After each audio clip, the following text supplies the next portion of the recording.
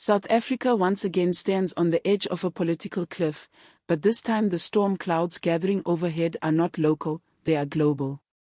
What began as faint whispers behind closed diplomatic doors has erupted into a roaring, unstoppable political storm, tearing through the highest ranks of the African National Congress. The unimaginable has become reality, new international arrest warrants have been issued, and the names on the list are shaking the foundations of the nation's political landscape. These are not mere whispers, they are shockwaves. For decades, the ANC was celebrated as the proud architect of freedom, the party that led South Africa from the darkness of apartheid to the promise of democracy, but tonight that legacy faces its toughest scrutiny since those historic days. This is no ordinary scandal, it is an unprecedented political crisis with consequences that reach far beyond the country's borders, and the world is watching. Confirmed by sources directly connected to the International Criminal Tribunal in The Hague, the revelations are explosive, implicating some of the most powerful figures in the ANC. At the top of the devastating list is Paul Musidilele, the current deputy president and presumed heir to the highest office, whose years of walking a fine line between controversy and survival may finally be over. Next is Zweli Mkhize, the former health minister linked to the infamous Digital Vibes scandal, now facing international money laundering and massive fraud charges spanning multiple continents. Also named is a fiery former ANC wire leader whose political comeback, once suspicious, is now alleged to have been driven by foreign interests. In a shocking twist, a current member of Parliament's Finance Committee is accused of covering up offshore transactions and moving illicit state funds to distant tax havens. These names are not the product of political witch hunts, this is real.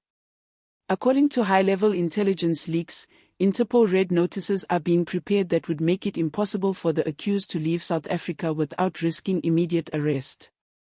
The international message is clear. The era of impunity for South Africa's political elite may be coming to a violent, high-profile end. This is not an isolated sting but part of a relentless, high-stakes global anti-corruption sweep reshaping political accountability across continents, a campaign that has already brought down senior figures in several African nations and now shines its harsh, unblinking spotlight on South Africa. Investigators believe billions of rand have vanished from public coffers, not through petty theft, but via a sophisticated, corporate-style web of shell companies, bogus procurement contracts, and government agencies bent to the will of political patrons. An international prosecutor has described it as grand corruption disguised as governance, and a senior EU legal representative, speaking under strict anonymity, confirmed, "This is not speculation. This is not hearsay. We have a paper trail that stretches back years." For 12 years, investigators have pieced together intercepted calls, encrypted message logs, offshore wire transfers, and contracts for luxury properties in some of the world's most exclusive enclaves. The trail is not just visible, it is undeniable. European banks have already frozen accounts tied to the suspects, locking away millions in illicit funds, while properties in Switzerland, Dubai, and Mauritius, boasting ocean views, gold-plated interiors, and sprawling estates, have been seized under court orders from multiple jurisdictions. Financial crime experts warn this is only the opening salvo, with more seizures, frozen assets, and extradition requests expected in the coming weeks. The global message is unmistakable: the walls are closing in. President Cyril Ramaphosa, once the herald of a new dawn of transparency and ethical leadership, now finds himself under a darkening political storm. Each week brings fresh revelations, and each ally drawn into international legal crosshairs tightens the circle around him. To critics, his silence no longer signals caution or diplomacy but deliberate complicity. He is no longer seen as fighting corruption from within, but presiding over a house consumed by it. In Parliament, EFF leader Julius Malema delivered a stinging indictment: the ANC is no longer a freedom movement, it is a criminal syndicate masquerading as government. The world is seeing it now, and we will not let them escape justice. The soundbite, crafted for maximum impact, now reverberates across news channels, talk radio, and viral social media clips. Meanwhile, public confidence in Ramaphosa, already battered by economic stagnation, rolling blackouts, and entrenched corruption scandals, is plunging to dangerous lows, with polls warning that ANC support has slipped to historic depths.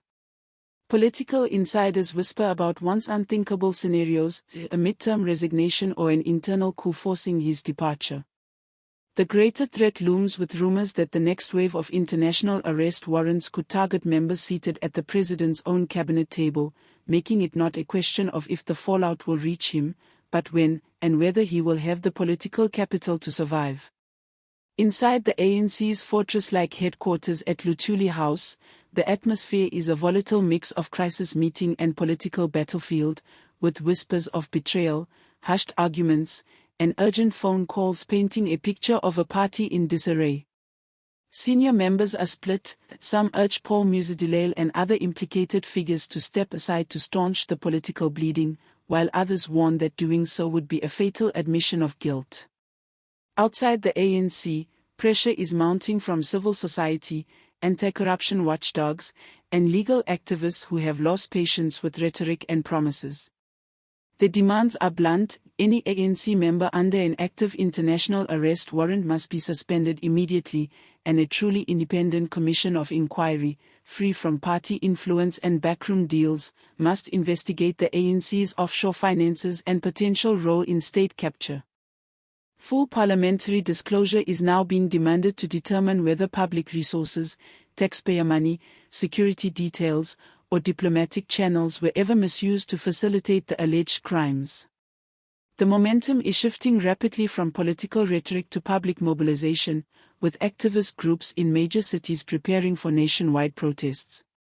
Hashtags like #JusticeNow and #CleoSenk have trended on social media for 3 consecutive days, amplifying the pressure. Parliament itself is on high alert, and insiders whisper that an emergency joint session of the National Assembly and the National Council of Provinces, an extraordinary measure usually reserved for national disasters or war, could be called within days. Hanging over all this is a question that could define South Africa's political future: if the international community initiates extradition proceedings, as legal experts have warned, will the country shield its political elite or surrender them to face justice on the global stage? Either choice carries a heavy price, and whichever path is taken, the nation will be forever changed. This has moved far beyond the confines of a legal battle. It is now a test of South Africa's moral backbone, political courage, and willingness to confront the rot eating away at its institutions. The stakes are larger than the ANC itself. This is about whether a nation that once inspired the world with its fight for freedom can summon that same courage to face a very different struggle, one waged not in the streets but in the shadows of boardrooms, banks, and political chambers.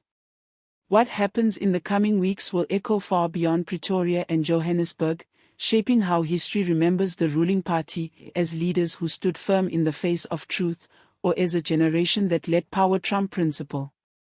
South Africa stands at a crossroads, one path leading toward painful accountability, public reckoning, and the hope of renewal, the other, deeper into denial, protectionism, and political decay. The choice will not be made quietly, nor without consequences. And as events unfold, one fact is certain: the eyes of the world are fixed on South Africa. Every headline, every leaked document, and every decision will be dissected in real time. This is history in motion, and there will be no turning back.